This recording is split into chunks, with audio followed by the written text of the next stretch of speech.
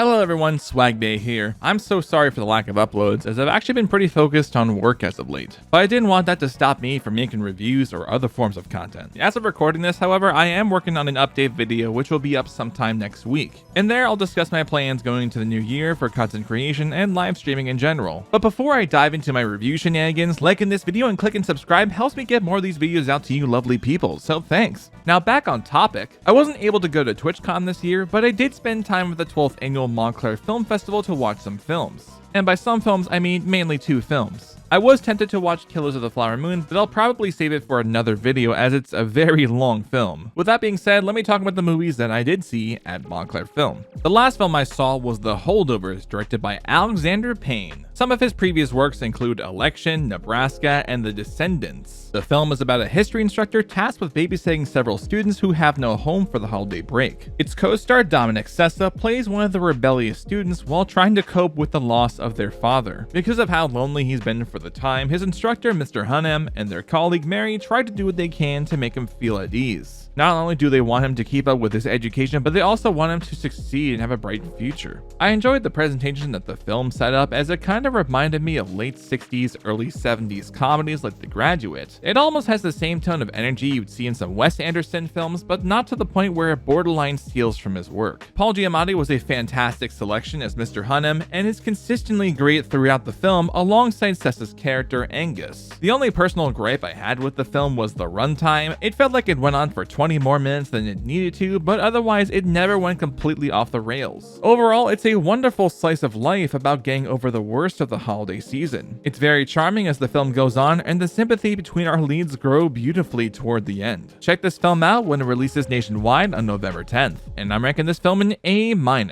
And the first film I saw at Montclair was Dream Scenario, directed by Christopher Borgli. This was the opening night film, and it's his sophomore feature after directing 2022's Sick of Myself. The film stars Nicolas Cage as a professor whose students and familiars are having bizarre dreams involving him to an extent. They'll see him in their average nightmares, they'll go completely off the rails and inflict them with pain. Because of how rapid the noise gets over time, Paul steps into news outlets to discuss what's plagued him. I don't know, I'm special, I guess. But through all the exposure he receives in the film, all he wants to do is write a book and be happy with the life he has. It's a mouthful of a story, and there's more to swallow in as you go, especially considering the film is over 2 hours long, so you definitely need to process a bit of what you saw afterward. I will say it was definitely a lot of fun going into it. The dream sequences were well thought out and hilarious. There were genuine moments that made me and a lot of the audience laugh at the sheer ridiculousness. Some moments absolutely went over the top, especially given that part of the influence for this film was Nightmare on Elm Street. Most of the performances were great, with Julianne Nicolson and Cage giving out their best. I also stayed after for the director's Q&A, and it was pretty great listening to the live discussion as opposed to watching it on YouTube through TIFF or another film festival. The only thing I can really say as a negative toward the film is the pacing at the end, but in all seriousness, the film is a devastatingly fun trip.